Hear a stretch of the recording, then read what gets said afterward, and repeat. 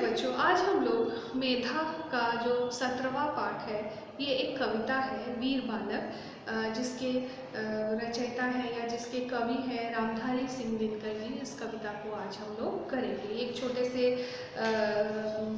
बच्चे की कविता है वीर बालक, यानी बच्चा जो है वो वीरता के साथ क्या क्या करता है उसके बारे में इस कविता में बताया गया है। तो सबसे पहले हम रामधारी सिंह दिनकर कवि का कवि परिचय पढ़ेंगे। रामधारी सिंह दिनकर जी का जन्म 23 सितंबर 1908 को बिहार राज्य के बेसुर जिले के सिमरिया गांव में हुआ था। दिनकर जी की प्रारंभिक शिक्षा गांव की पाठशाला में ही संपन्न हुई।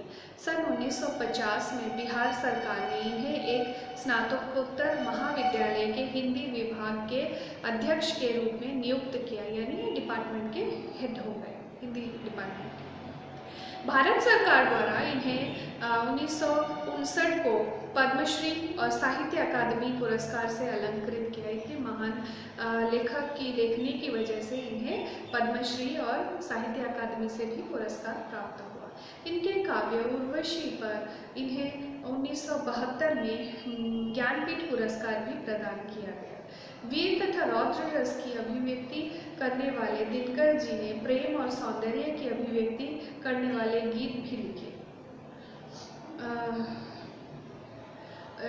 24 अप्रैल 1974 को इनका स्वर्गवास हो गया। बहुत कम उम्र में ही इनका स्वर्गवास हो गया।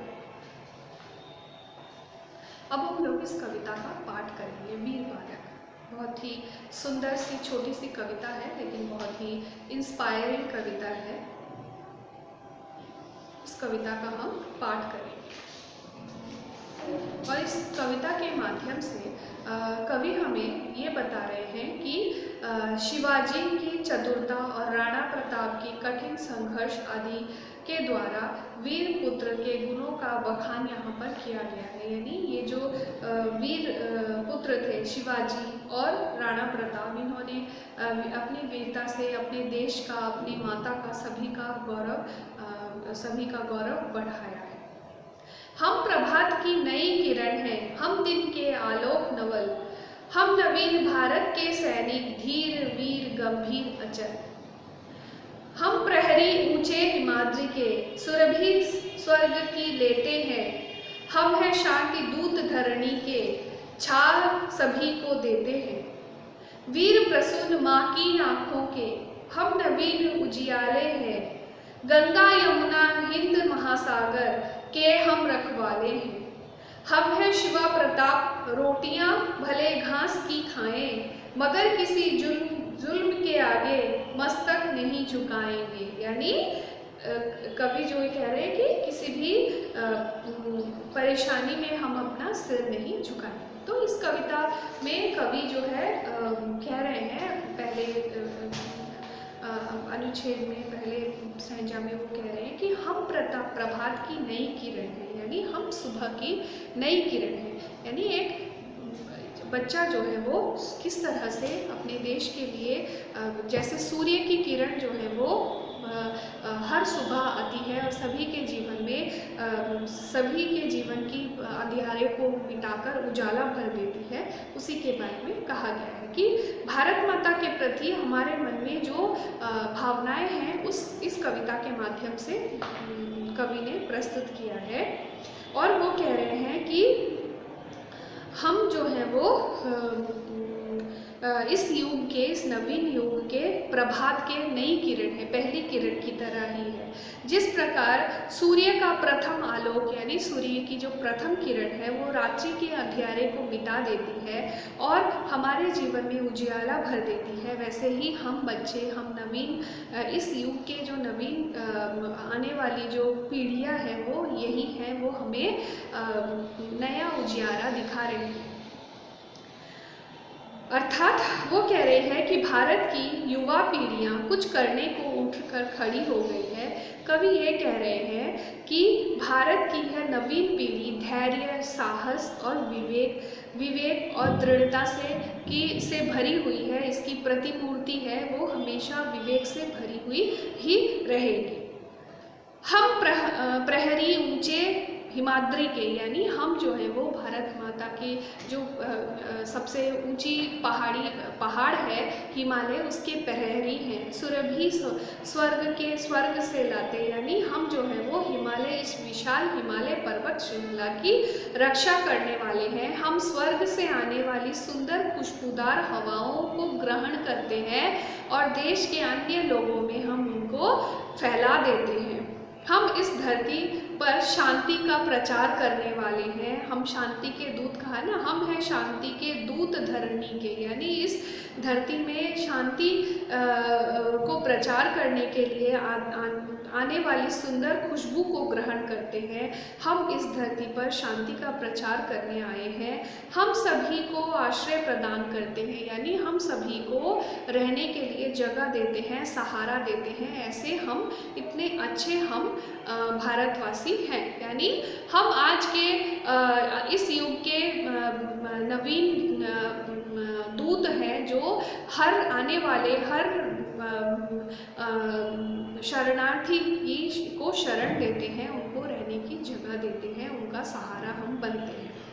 वीर प्रसून माँ की आँखों में हम नवीन उजियारे हैं, यानी फिर वो कहते हैं कि हम क्या हैं, हम युवा पीढ़ी हैं, हम भारत के रखवाले हैं और हम क्या करते हैं, हम भारत माँ की आँखों के सितारे हैं। हम क्या है, हम बहुत अच्छे हैं क्योंकि हम भारत माँ की आँखों के सितारे हैं।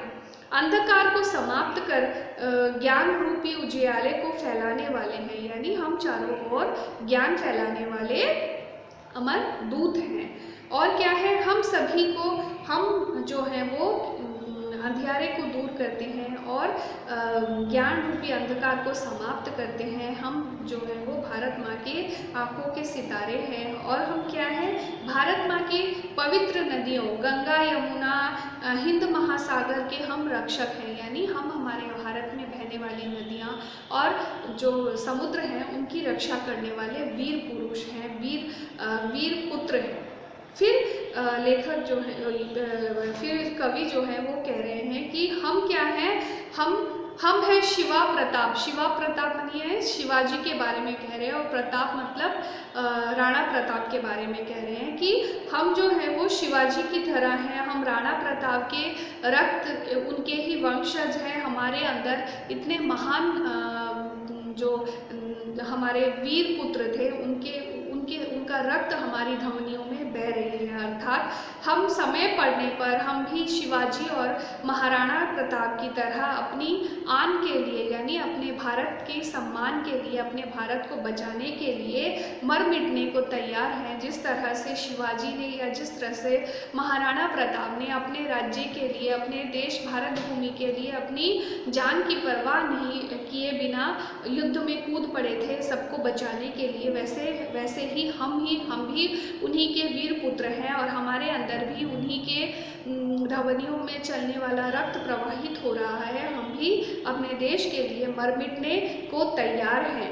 हम ऊपर कितना भी कोई, हमारे ऊपर कितना भी अत्याचार कोई करे, हमारा शोषण कोई भी करे, पर हम उसका विरोध करेंगे और अन्याय के आगे कभी भी हम अपना मस्तक मतलब हम अपना सिर कभी भी नहीं झुकाएंगे। हम अपने देश के लिए, अपने देश के मान के लिए, सम्मान के लिए हम कुछ भी करने को तैयार हैं। हम किसी भी परिस्थिति में अपने देश के लिए जान देने को तैयार हैं। और यहाँ पर शिवाजी और राणा प्रताप का के बारे में इसीलिए कहा गया है कि उन्होंने अपने राज्य को बचाने के लिए घास से बनी हुई रोटियां खाई थी और अपने देश के लिए बलिदान हो गए थे, उन्होंने बलिदान दिया था।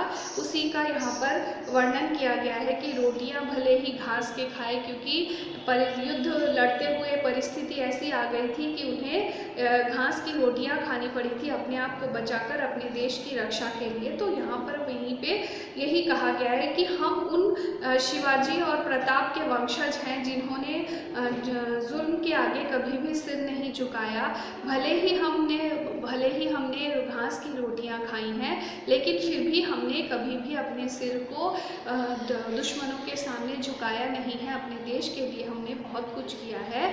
तो वही यहाँ पर इस कविता के माध्यम से कवि ने कहा है कि ये कविता हमें उन वीरों की गाथा सुनाते हैं या उन वीरों के बारे में बताते हैं जिन्होंने अपने देश के लिए बलिदान दिया है, और वही रक्त हमारी धमनियों में भी बह रहा है और हम में भी वही हिम्मत और वही जज्बा है अपने देश को बचाने के लिए। तो ये कविता यही समाप्त होती है। अपना ध्यान रखिएगा, ठीक से रहिएगा। धन्यवाद।